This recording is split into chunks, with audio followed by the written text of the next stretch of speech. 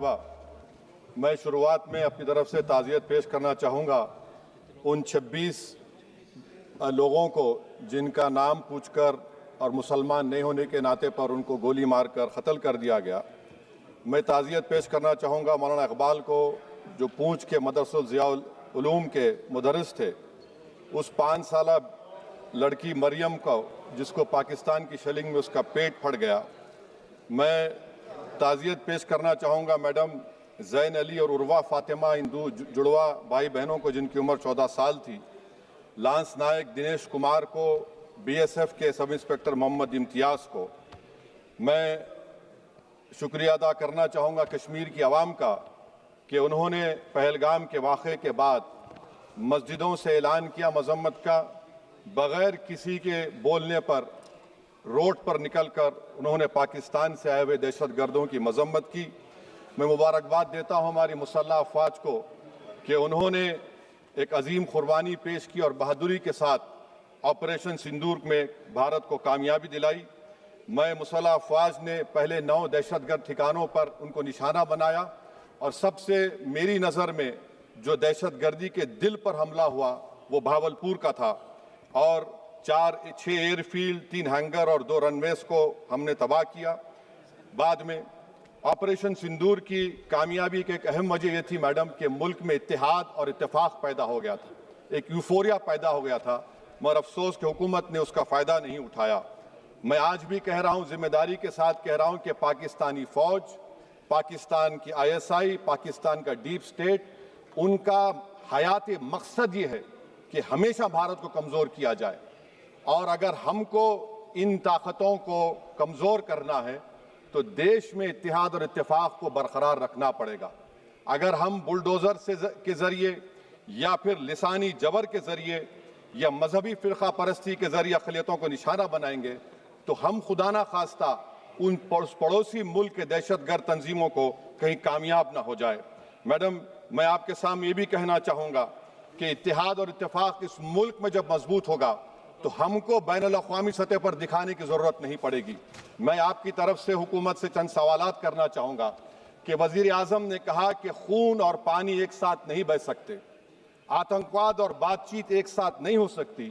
तो मेरा सवाल आपके ज़रिए से वज़ीर आज़म और हुकूमत से ये है, फिर जिन इंसानों को बैसारा की वादी में मारा गया था, क्या आपका ज़मीर इस बात की इजाज़त देता है कि आप ट्रेड बंद कर दिए, पाकिस्तान का एयरक्राफ्ट हमारे एयर स्पेस में नहीं आ सकता, उनकी कश्ती हमारे पानी में नहीं आ सकती, ट्रेड खत्म हो चुका है डायरेक्ट इनडायरेक्टेड, आपका ज़मीर जिंदा क्यों नहीं है? किस सूरत से आप पाकिस्तान से क्रिकेट मैच खेलेंगे जब हम पानी नहीं दे रहे हैं? 80% पानी पाकिस्तान का हम रोक रहे हैं, ये कहकर के पानी और खून नहीं बहेगा, आप क्रिकेट मैच खेलेंगे? मैडम, मेरा ज़मीर तो गवारा नहीं करता कि मैं उस मैच को देखूंगा। क्या इस हुकूमत में इतनी हिम्मत है कि उन 25 मरने वालों को फोन करके कहे कि देखो हमने ऑपरेशन सिंदूर में बदला ले लिया, अब तुम पाकिस्तान का मैच देखो? बड़ी अफसोस की बात है मैडम, अकाउंटेबिलिटी किस पर है? पहलगाम किसने किया? 7.5 लाख हमारी फौज और सेंट्रल पैरामिलिट्री फोर्स है, ये कहां से 4 चूहे घुसकर हमारे भारत के नागरिक को मारे? अकाउंटेबिलिटी किस पर फिक्स होगी? LG पर फिक्स होगी तो LG को बरतरफ करिए, IB पर आती है तो एक्शन लीजिए, पुलिस पर आती है तो एक्शन लीजिए, मगर आप ये समझ रहे हैं कि ऑपरेशन कर दिया और हम खामोश लोग भूल जाएंगे। अकाउंटेबिलिटी फिक्स करना पड़ेगा। मैडम, डिटरेंस आपकी क्या है?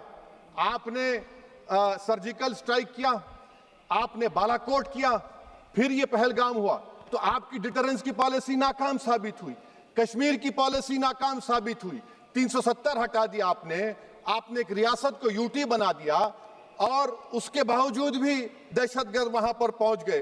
तो और अफसोस मुझे इस बात का होता है मैडम कि पाकिस्तान को हम जानते हैं, पाकिस्तान और इजराइल इस पूरी दुनिया में एक फेल्ड स्टेट है और पाकिस्तान के आर्मी चीफ को, जिससे हमारे स्ट्रेटेजिक रिलेशनशिप, इसको अपना दोस्त कहते हैं, उस देश का प्रेसिडेंट उस शख्स को बुलाकर खाना खिलाता है अपने साथ जिसके भाषण से हमारे लोग मारे गए थे। तो क्या आपकी खारजा पॉलिसी कामयाब हुई? आप देख लीजिए। अच्छा, हमारे देश में एक ऐसी तंजीम है जिसका वजूद नफरत की बुनियाद पर और मजहबी अज़बियत को फैलाने के लिए बनाया गया। उनको तकलीफ है सेकुलरिज्म से, सोशलिज्म से, मगर हमारे संविधान के प्रियम्बल में लफ्ज सॉवरेन है। सॉवरेन का मतलब यह है कि हम खुद मुख्तार हैं, हम हाकिम आला हैं, हम अपने मुल्क के मुकद्दर का फैसला करेंगे। एक गोरा व्हाइट हाउस में बैठकर भारत की सीज फायर का ऐलान करेगा? यह आपका नेशनलिज्म है? अफसोस होता है मुझे सर। मैडम मैं आपसे पूछना चाह रहा हूं कि अगर एक चचा सैम ऐलान कर रहे हैं तो हमारी फौज पर क्या असर पड़ा होगा? हमारे उन पायलटों पर क्या असर पड़ेगा जो नहीं मालूम कितनी ऊपर आसमानों पर भारत की हिफाजत कर रहे हैं? वो नेवी का सिपाही जो समंदर में खड़ा हुआ है, उसको यह नहीं मालूम हो रहा है कि मेरा प्रधानमंत्री ऐलान नहीं किया, एक गोरे ने ऐलान किया। बड़ा ये आपके कैसा होगा ये? मैडम, मेरा सवाल हुकूमत से यह भी है कि हम कोई एडवर्सेरियल कंट्री नहीं है अमेरिका के लिए, हम दोस्त हैं, स्ट्रेटेजिक रिलेशनशिप है। क्या क्या एग्रीमेंट हमने साइन नहीं किया, तो क्या ये दोस्ती निभा रहे हैं? मैडम, मैं हिस्टोरिकल एग्जांपल दे रहा हूं। क्रुश्चेव और टीटो, क्रुश्चेव ने दबाव डाला, टीटो ने कहा मैं नहीं मानता, मैं नैम ज्वाइन करूंगा। मैडम, फ्रांस और यूएसए, डिगोल को जब यूएसए ने दबाव डाला तो डिगोल ने कहा कि तुम दोस्त हो मगर हमारी खारिजा पॉलिसी आजाद ना है। मैडम, वहीं पर आप देखिए गुजराल साहब, जिसको कहते सबसे कमजोर थे, वजीर आजम थे, उन्होंने बहादुरी का मजारा कि रिफूलिंग करने नहीं दिया। वियतनाम 20 साल यूएसए लड़ा मगर झुका नहीं, और हम उनको बोल भी नहीं पा रहे, हम तो कोई दुश्मन मुल्क तो नहीं है अमेरिका के, ये आपको समझने की जरूरत है। और मैडम, यहां पर वजीर खारजा ने कहा वो चीन गए, डिप्टी चीफ ऑफ स्टाफ ने कहा कि चीन के इक्विपमेंट एक लाइव लैब था हमारे उनके लिए। क्या आपने कहा चीन को कि तुमने क्यों दिया पाकिस्तान को हथियार? आप नहीं कहे। और मैडम, आप जानते हैं कि रक्षा मंत्री ने कहा कि स्विफ्ट एंड प्रोपोर्शनेट, तो फिर जो इंडोनेशिया मिलिट्री अटैचे ने कहा कि हमको कहा गया मत मारो, हम सेल्फ डिफेंस में भी नहीं मार सकते थे पाकिस्तान को। और अगर आप ट्रंप के बयान को गलत कह रहे हैं कि 5 एयरक्राफ्ट नहीं गिरे, मैं यकीन करता हूं आपकी बात का। आप हमारे पायलट्स को कमेंट करिए ना, हमारे पायलट्स को कमेंट करिए कि हम अपने पायलट्स की तारीफ करते हैं, आप वो भी नहीं करना चाहते। मैं हुकूमत से जानना चाहता हूं मैडम कि क्या फ्रांस ने हमको सोर्स कोड नहीं दिया जिसकी वजह से हमारे एयरक्राफ्ट को क्या नुकसान हुआ? अब मुस्तकबिल में आप हथियार खरीदेंगे तो क्या आप सोर्स कोड हासिल करेंगे? और मैडम, मैं आपको बताना चाह रहा हूं, मेरे सवाल का जवाब हुकूमत दे। हमारे पास सैंक्शन जो स्क्वाड्रन है 42 है, 60 साल के बाद सिर्फ 29 काम कर रहे हैं। पाकिस्तान के पास 25 हैं, चीन के पास 50 से ज्यादा हैं। 11 साल से आप सरकार में हैं, सबमरीन नहीं है, थर्ड एयरक्राफ्ट कैरियर कहां पर है आप बताइए। और मैडम, FATF में लाना पड़ेगा आपको। अगर आप विश्व गुरु हैं तो हम आपको चैलेंज कर रहे हैं, आप G7 के कंट्रीज को, GCC को और चचा सैम को राजी कराइए कि पाकिस्तान को, मैडम खत्म कर रहा हूं, FATF में दोबारा लाया जाए। मैडम, ऑल पार्टी मीटिंग हुई, देखिए कितना कॉन्ट्रडिक्शन है केंद्र सरकार में और स्टेट सरकार में। ऑल पार्टी मीटिंग में मैं था, केंद्र सरकार ने कहा कि नहीं, बैसारन मिडोस पर तो कोई जा ही नहीं सकता, जून से पहले इजाजत लेना पड़ेगा। बाद में हमको मालूम हुआ कि साल भर खुला रहता मिडोस सिवाय बारिश और स्नो के। ये कॉन्ट्रडिक्शन है केंद्र सरकार में। वहां पे मैं हुकूमत से मुतालबा करता हूं मैडम आपके जरिए से कि कौमी सिक्योरिटी को, नेशनल सिक्योरिटी को, खारिजा पॉलिसी को, फॉरेन पॉलिसी को राजनीति का मुद्दा मत बनाइए, राजनीति का मुद्दा मत बनाइए। ये हमारे मुल्क में मुफाद होगा, हमारे मुल्क के इत्तेहाद और एकजुटती को आप एक वोट का जरिया मत बनाइए। और मैं एक आखिरी बात पूछ रहा हूं मैडम, क्या चीन ने हमसे कहा था कि सीज फायर कर लो? और कैसे पाकिस्तान ने हमारे पायलट्स की बातों को सुना कि हमारा कम्युनिकेशन एनक्रिप्ट नहीं है? मैडम, आखिर में मैं अपने शेर से इस अपनी बात को खत्म करूंगा कि अपने ही हाथों से सर अपना कटाना है हमें, मादर हिंद पे भेंट चढ़ाना है हमें। किस तरह मरते हैं एहरारे वतन भारत पर, यह तमाशा है जो दुनिया को दिखाना है हमें।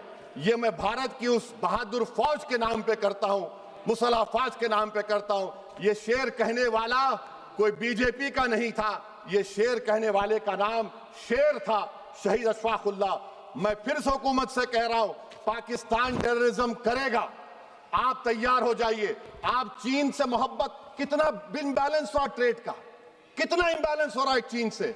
अच्छा, जब गलवान हुआ उस वक्त भी ट्रंप ने कहा था कि मैं बात करूंगा, हमने कहा नहीं बात करेंगे, जरूरत नहीं है। आज ट्रंप हमारे से पहले बोलता है इज्जत नफ्स भी कोई चीज होती है। इख्तिदार में कोई यहां रहेगा, कोई वहां रहेगा, मगर इख्तिदार में इकबाल होना चाहिए। बदबख्ती की बात यह है कि आपने इकबाल को खो दिया। बहुत बहुत शुक्रिया। माननीय सदस्य श्री के फ्रांसिस जार्ज जी।